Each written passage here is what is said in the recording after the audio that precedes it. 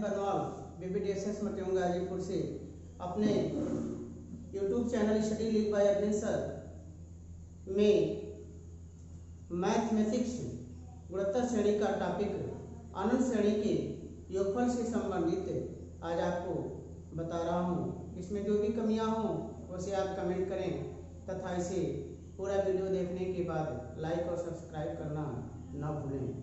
तो हमारा आज का टॉपिक है अनंत श्रेणी की गुणोत्तर श्रेणी। अनंत श्रेणी अनंत पदों की।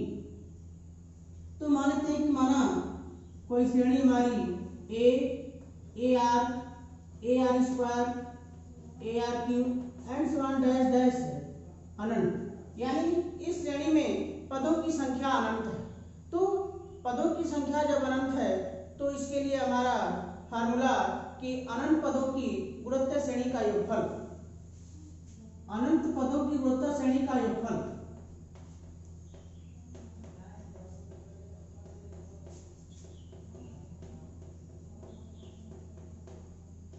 अनंत पदों की गुणोत्तर श्रेणी का योगफल यदि यस इंफिनिटी हो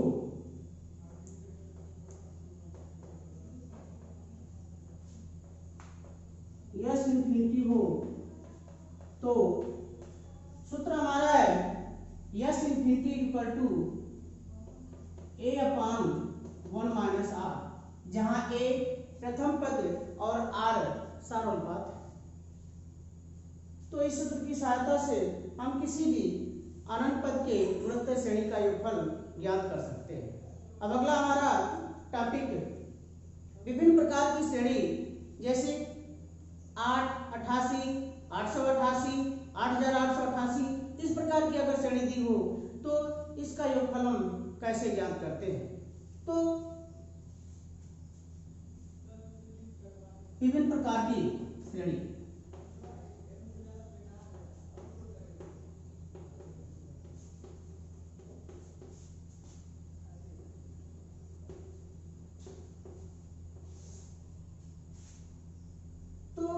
जैसे मान लेते हैं कि 888, 888, 8888, इस प्रकार हमारी कोई श्रेणी दी गई है, इसका योगफल ज्ञात करना है। तो सबसे पहले इस श्रेणी में हम 8 कॉमन लेते हैं, यानी 555, 555 इस प्रकार दिया हो तो हम 5 कॉमन लेते हैं, यानी हम वह n कॉमन लेते हैं जिसको कॉमन लेने के पश्चात दी गई श्रेणी में हमारा केवल 111, 111 इस तरह से मान प्राप्त हो।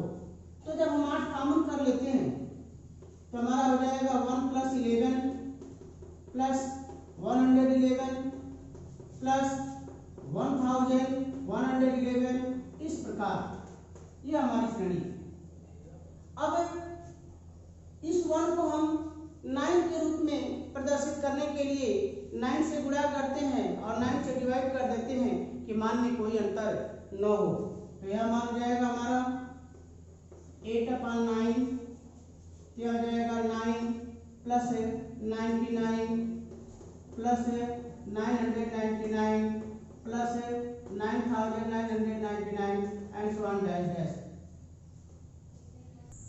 तो हम 9 से गुणा करते हैं और 9 से भाग देते हैं कि मान में कोई अंतर न हो। तो यहाँ हमारा मान हो गया 8/9, 9 plus 99 plus 999 plus 9999 and so on dash dash n पद होता।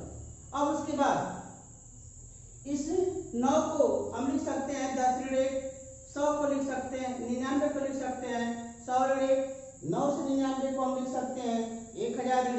इस प्रकार इसको हम व्यवस्थित करते हैं। तो यह मान जाएगा हमारा 8/9, 10 99 की जगह हो जाएगा 100, 9 से 99 की जगह हो जाएगा 1000। यह हो जाएगा मान हमारा 10,000 प्लस डैश डैश n पर। अब जब इसे हम अलग अलग करते हैं तो हमारी 2 श्रेणी इसमें प्राप्त होती है। पहली हो जाएगी 10, 100, 1000, 10,000 and so on dash dash n पदों तक, और दूसरी श्रेणी हमारी प्राप्त हो जाएगी 1 1 1 1 एंड सो ऑन n पदों तक। तो यह मान हो जाएगा हमारा 8/9, 10 धन 100 धन 1000 धन 10,000 डैश डैश n पदों तक। और दूसरा मान माइनस है, सब में से कॉमन लेंगे तो 1 + 1 + 1 + 1 and so on dash dash n पदों तक। तो अब हम देखते हैं कि 10 100 1000 10,000, तो 10 दाम में 100, 100 दाम में 1000, 1000 दाम में 10,000, अर्थात इसमें गुणात्मक मान हमारा 10 प्राप्त होता है, अर्थात गुणोत्तर श्रेणी ऐसी हमको प्राप्त होती है जिसका प्रथम पद 10 और सारानुपात 10 है। यह 1 1 1 1 यह एक प्रकार का 1 1 सबको जोड़ना है, तो n तक जब जोड़ेंगे हम 1 1 1 1 1 तो मान हमारा n प्राप्त होगा। और इसे हम गुणोत्तर श्रेणी के n पदों के योगफल के सूत्र की सहायता से रखेंगे। तो 8/9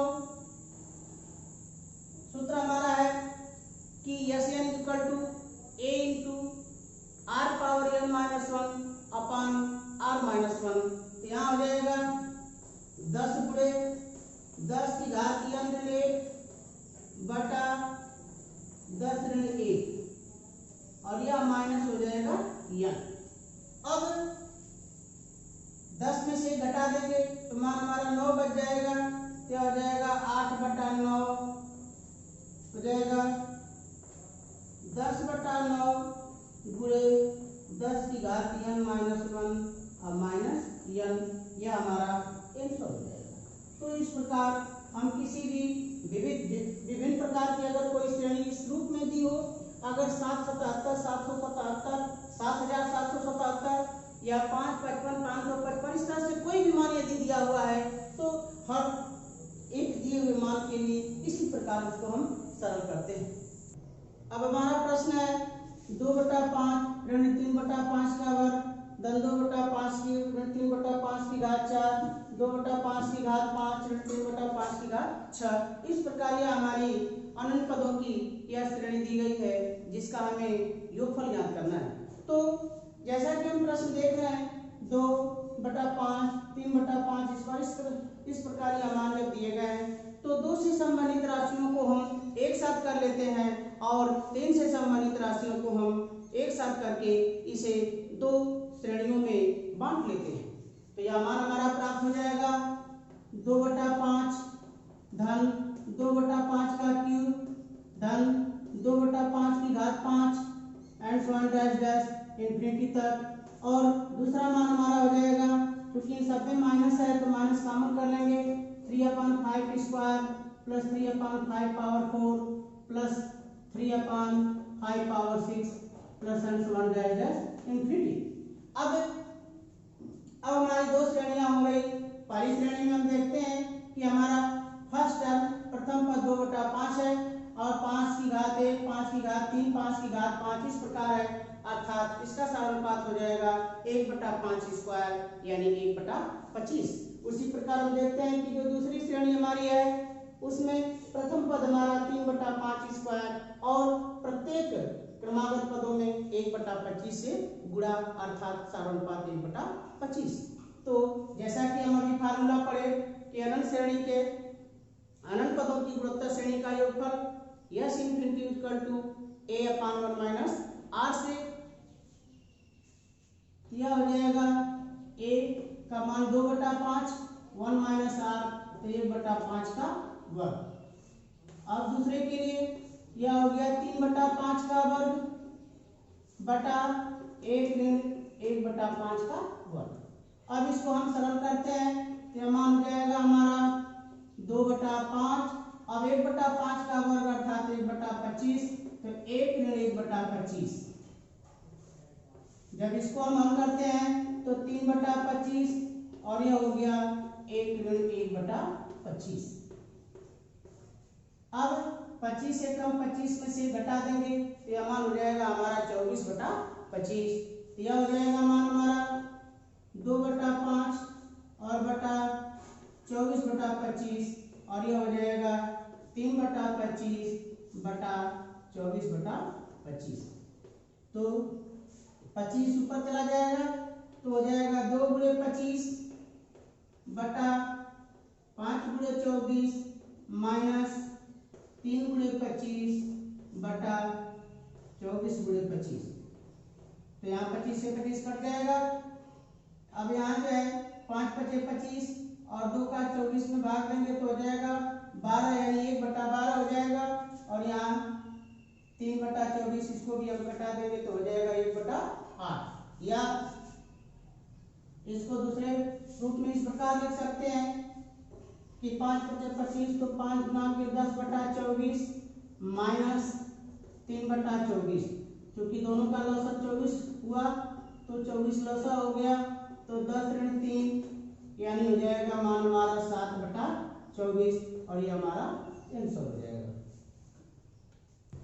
अब हमारा प्रश्न अगला कि वह अनंत गुणोत्तर श्रेणी ज्ञात करो जिसका पहला पद 1 है और प्रत्येक पद अपने अनुवर्ती पदों के योग के बराबर है। जैसा कि हम जानते हैं गुणोत्तर श्रेणी a ar ar square ar cube ar power 4 and so on dash infinity तक। तो प्रश्न के अनुसार कह रहा है कि पहला पद हमारा अपने बाद आने वाले यानी पहला पद a, तो a का मान ar square ar cube and so on dash के योग के बराबर है। तो प्रश्नानुसार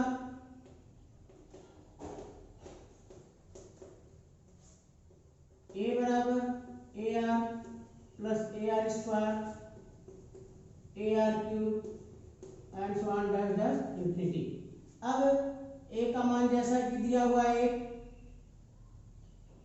और इधर भी हमारा एक अनंत पदों की गुणोत्तर श्रेणी का जिसका प्रथम पद यहाँ प्राप्त होता है ar और सारोनुपात r, तो इसका योगफल हो जाएगा ar/1 माइनस r और यह हो जाएगा a = तो a से हमारा कट जाएगा या तो हम a का मान 1 रख सकते हैं।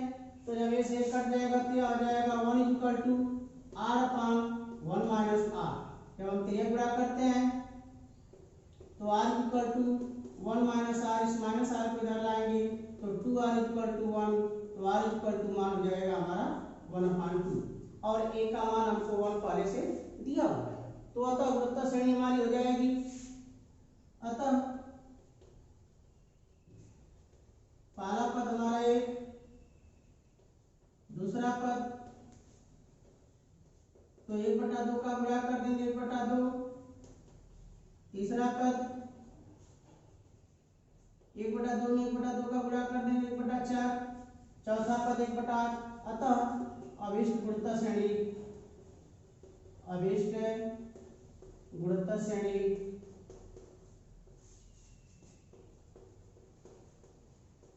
यह हो जाएगी हमारी 1, 1/2, 1/4, 1/8 and so on dash infinity. तो हमारा अगला प्रश्न कि एक अनंत गुणोत्तर श्रेणी का योग 2 है तथा उस अनंत श्रेणी के पदों का घन करने पर प्राप्त श्रेणी का योग 24 है, श्रेणी ज्ञात कीजिए। तो मान लेते हैं कि माना अनंत पदों की गुणोत्तर श्रेणी अनंत पदों की गुणोत्तर श्रेणी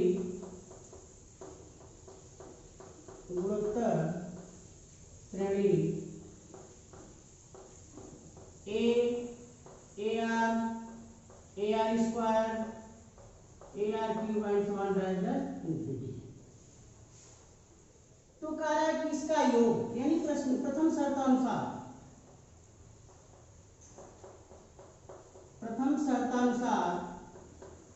योग यानी a plus ar square plus ar cube and so on dash infinity, इसका मान बराबर 2 दिया है। तो अब यस इंफिनिटी के सूत्र की सहायता से yes infinity = a/1 minus r से यह जाएगा a/1 माइनस r = 2। तो a का मान हो जाएगा कि a = 2 × 1 माइनस r या 1 माइनस आर इक्वल टू ए अपान 2।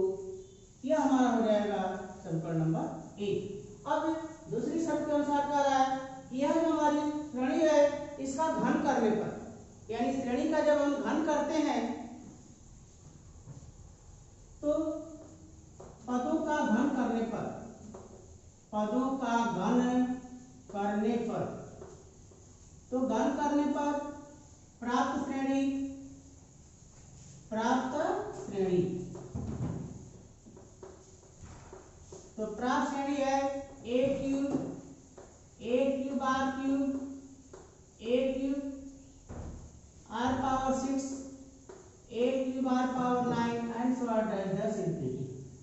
अब इसका योग कह रहा है कि 24, यानी A cube upon 1 minus are cube equal to 24। यह समीकरण नंबर 2। अब पहले समीकरण में हमारा a अपान 1 माइनस आर है, दूसरे समीकरण में a क्यूब। तो यदि हम समीकरण 1 का घन करके समीकरण 2 से भाग दें तो a क्यूब से a क्यूब कट जाएगा। तो समीकरण 1 का घन करके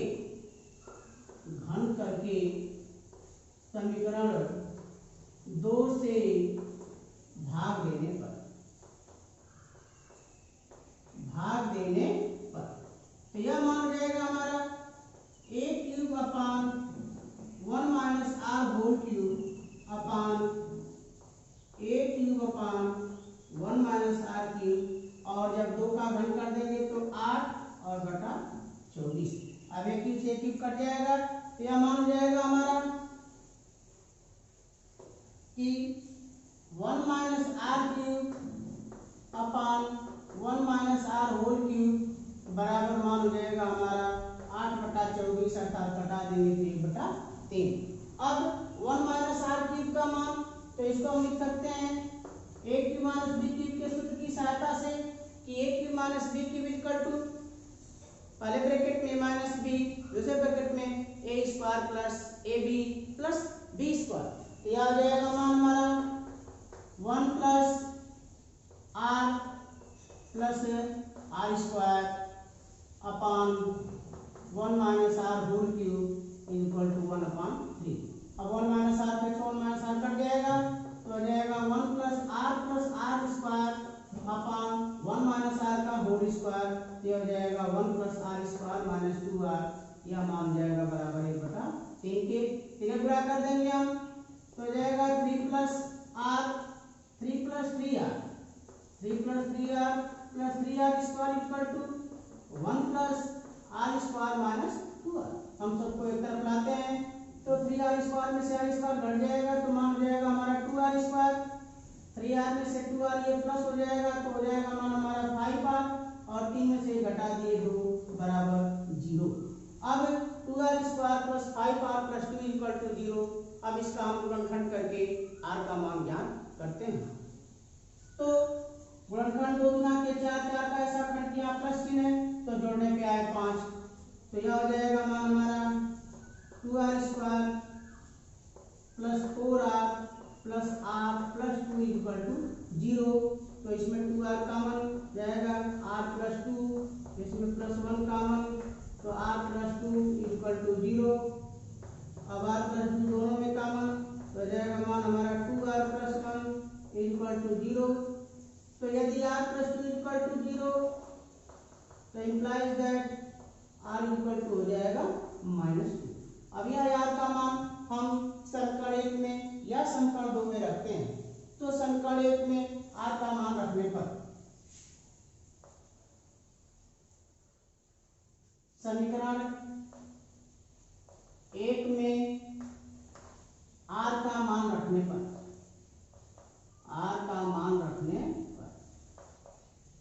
तो जब हम r का मान रखते हैं तो यह हो जाएगा हमारा a अपान 1 माइनस, और r का मान -2 तो माइनस प्लस हो गया 1 प्लस 2 इक्वल टू 2। तो 2 1 3 हो गया तो ये बराबर हो जाएगा 3 गुना के 6। अब a का मान 6 मिल गया और r का मान हमारा -2, तो हमारी श्रेणी अतः पहला पद हमारा 6 हो जाएगा, दूसरा पद हो जाएगा 6 गुना के 12 -12, तीसरा पद अब -12 में फिर -2 का गुणा करेंगे तो 12 गुना के 24 हो जाएगा +24। इस तरह से हमारी श्रेणी प्राप्त होगी। अतः अभीष्ट गुणोत्तर श्रेणी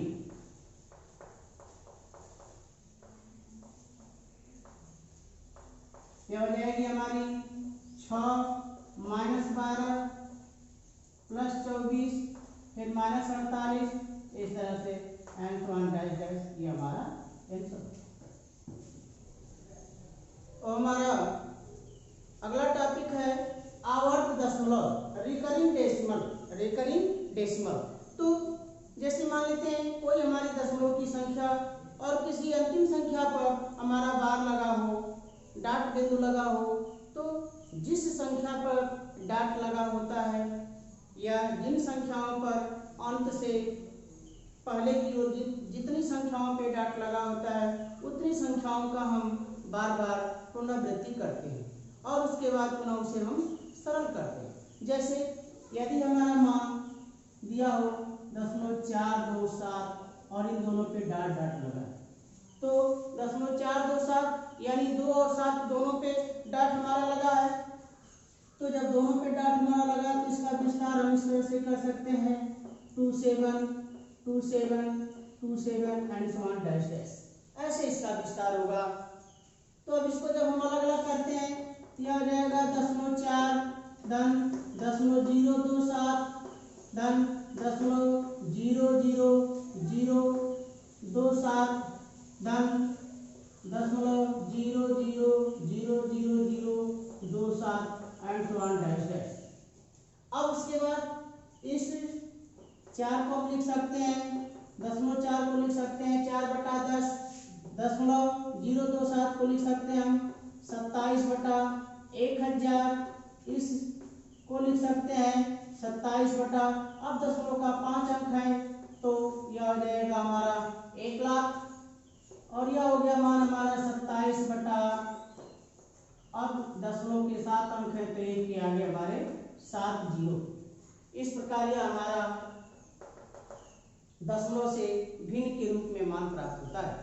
अब उसके बाद 4/10 को यदि छोड़ दिया जाए और उसके बाद शेष को हम देखते हैं तो एक प्रकार की हमारी गुणोत्तर श्रेणी प्राप्त होती है और ऐसी गुणोत्तर श्रेणी प्राप्त होती है जिसका पहला पद हमारा 27/1000 है और सारानुपात तो प्रत्येक पद में क्रमशः 1/100 से हमारा गुणा है अर्थात सारानुपात हमारा 1/100। तो इस श्रेणी का हम योगफल ज्ञात कर लेते हैं, क्या हो जाएगा 4/10। क्योंकि अनंत पदों की गुणोत्तर श्रेणी है तो अनंत पदों की गुणोत्तर श्रेणी के लिए भी फार्मूला पढ़े हम कि S ∞ A/1 - R से। तो A का मान हमारा 27/1000 बटा 1 - R, तो R का मान हमारा 1/100। अब जब हम लसा लेकर सरल करते हैं तो 100 कम 100 में से घटा देंगे तो यह मान हो जाएगा हमारा 99/100। तो यह हो गया 4/10 धन 27/1000 और यह हो जाएगा 99/100। अब 100 और 27 के साथ हो जाएगा और 1099 एक साथ हो जाएंगे तो 4/10 धन 2700/99,000। तो 2 जीरो से 2 जीरो हमारा कट जाएगा 27/99 990 27/990। अब इसको जब हम कटा देंगे तो 9 3 27, 9 से ये कट जाएगा क्या आ जाएगा 9 3 27 और ये हो गया हमारा 110। यह हो गया मान हमारा 4/10 धन 3/110। अब इसको हम लसा लेकर के सरल करते हैं तो 10 और 110 का लसा हमारा 110 आ जाता है तो लसा हमारा हो गया 110। तो 11 दाम 110 तो 11 चौक 44 और धन 110 में 110 से भाग एक बार भाग गई तो 1 3 3 हो गया अर्थात यह हो जाएगा मान हमारा 44 और 3 47 47/110 अर्थात मान हमारा 10.427 2 पर भी डाट है 7 पर भी डाट है इसका विस्तार करके जब इसको जोड़ा गया तो मान हमारा प्राप्त हो गया 47/110। अब हमारा अगला प्रश्न 10.6 डैश डैश n पदों तक योग ज्ञात करो। तो जैसा कि आपको बताया गया कि जब अल्टरनेट संख्याएं 1, 2, 3 अंक की इस तरह से हमको प्राप्त होती है तो जो संख्या का प्रश्न हमको जिस संख्या के रूप में दिया जाता है उसे हम कॉमन लेते हैं। क्योंकि यहाँ पर दशमलव का भी चिन्ह दिया हुआ है तो सबसे पहले हम दशमलव इसमें से हटाएंगे। तो दशमलव हटाने के लिए जिस संख्या पे जितने अंक का दशमलव होता है दशमलव हटाने के लिए वह संख्या और बटा उसके 1 के आगे उतना हम 0 लिखकर दशमलव का चिन्ह हटाते हैं। तो यह हो जाएगा हमारा, मान लेते हैं कि इसका मान यदि यस हो तो यस बराबर 0.6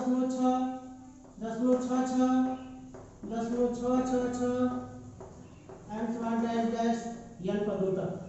तो यह हो जाएगा हमारा 6/10 धन 66/100 धन 666/1000 एंड डैश डैश n पदों तक। अब इसमें से यदि हम 6 कॉमन ले लें तो मान हो जाएगा हमारा 1/10 धन 1/100 धन 1/1000 11/100 ये हो जाएगा 11 छक्के 66 ये हो जाएगा 111/1000 and so on dash dash. अब इस 111 को 9 के रूप में बदलने के लिए हम 9 से गुणा करते हैं और 9 से भाग देते हैं जिससे कि मान में कोई अंतर न हो। तो यह हो जाएगा हमारा 6/9। जब हम 9 से भाग देते हैं तो यह हो जाएगा 9/10 प्लस 99/100 प्लस 999/1000। इस प्रकार डैश डैश ये मान हमारा होता है। अब 9/10 तो इसको हम लिख सकते हैं 1/10 99/100। इसको हम लिख सकते हैं 1/100। तो इस प्रकार इसे हम जो है व्यवस्थित रूप में लिखते हैं 1/10।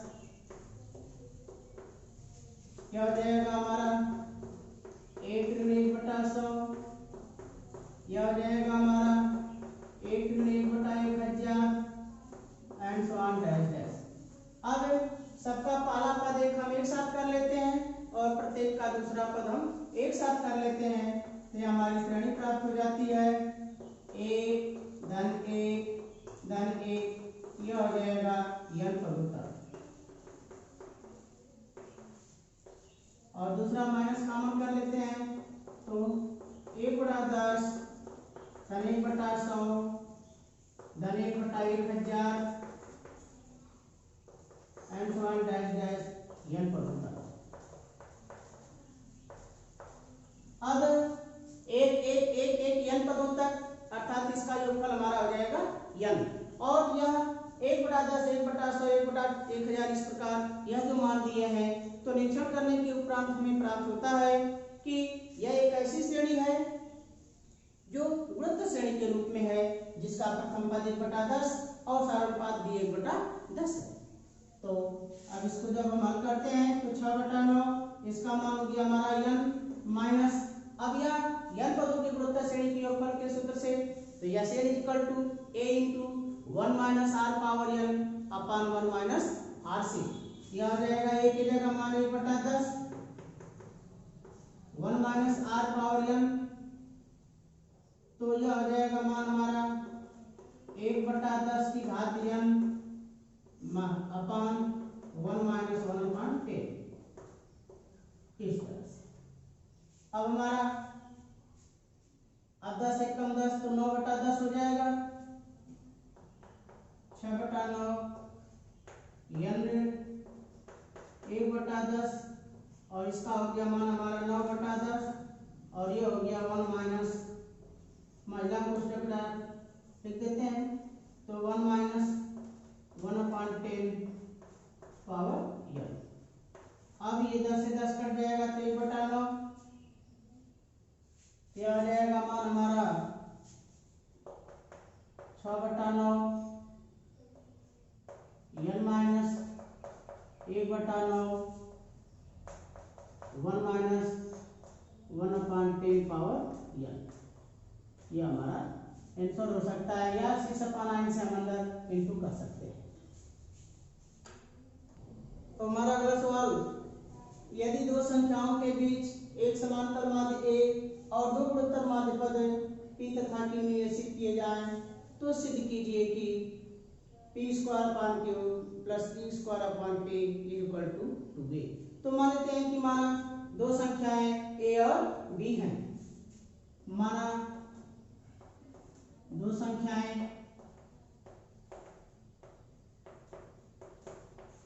a तथा b हैं।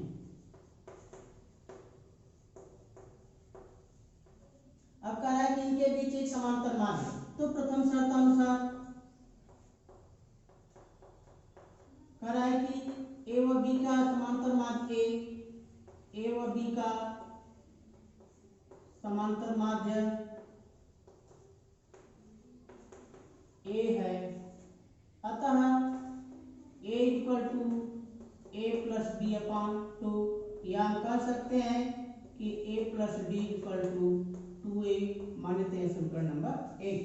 अब उसके बाद चूंकि a व b के बीच दो गुणोत्तर माध्य पद, a व b के बीच दो गुणोत्तर माध्य पद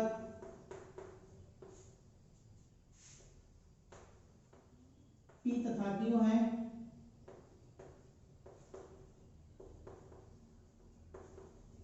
p तथा q है।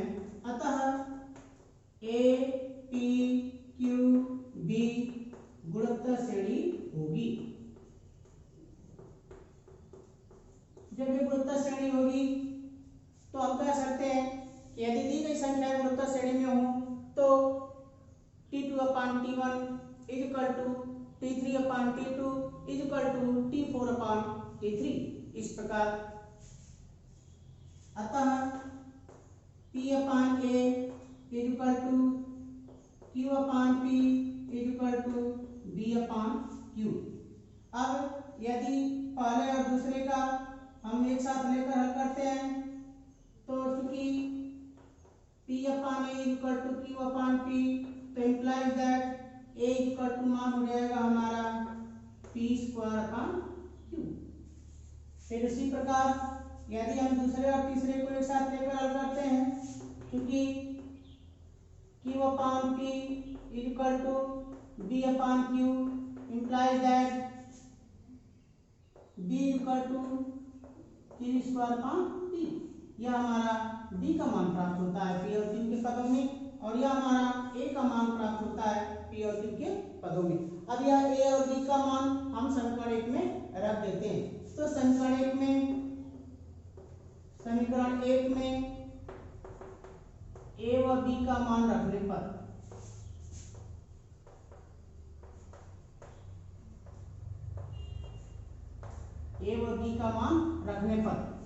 यह हो जाएगा, a की जगह हम रख देंगे p²/q, तो p²/q, और b की जगह q²/p इक्वल टू 2a, और यही मान हमें सिद्ध करना है, हेंस प्रूव्ड। तो हमारा अगला प्रश्न, यदि abc गुणोत्तर श्रेणी में है तथा a⁴1/x equal to b⁴1/y equal to c⁴1/z है, तो सिद्ध कीजिए कि x y z समांतर श्रेणी में है। तो अब इसका हल जैसा कि दिया है, चूंकि a⁴1/x equal to b⁴1/y equal to c⁴1/z, मानते हैं कि माना इसकी वैल्यू k के बराबर है। तो a⁴1/x इक्वल टू k, तो हम कह सकते हैं क्योंकि a⁴1/x इक्वल टू k, तो implies that a equal to k⁴x। इसी प्रकार b⁴1/y equal to k implies that b equal to k⁴y। c⁴1/z equal to k implies that c equal to k⁴z। तो a का मान, b का मान और c का मान क्रमशः k power x, k power y और k पावर z के रूप में प्राप्त हो गया।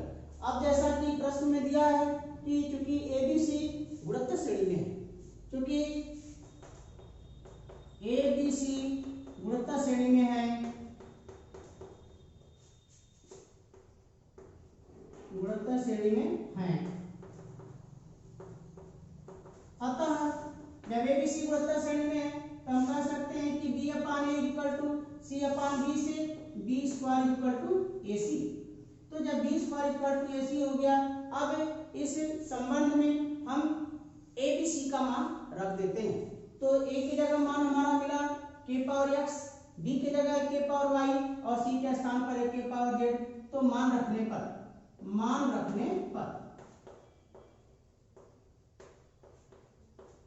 जब हम मान रख देते हैं तो b का मान है k पावर y, तो k power y whole square equal to k power x into k power z। तो जब घात पे घात लगी होती है तो घातों का आपस में हम गुणा कर देते हैं, तो यह मान हो जाएगा हमारा k power 2y equal to k power x plus z। अब आधार दोनों के समान है, मान बराबर है, तो निश्चित है कि घातें भी आपस में समान होंगी। तो घातों की तुलना करने पर घातों की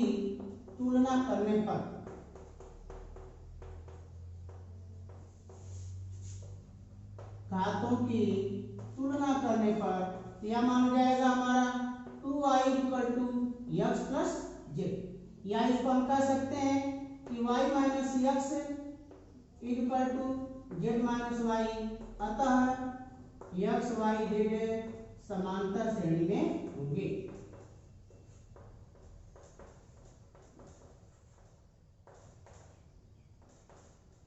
समांतर श्रेणी में होंगे और यही हमें सिद्ध करना था।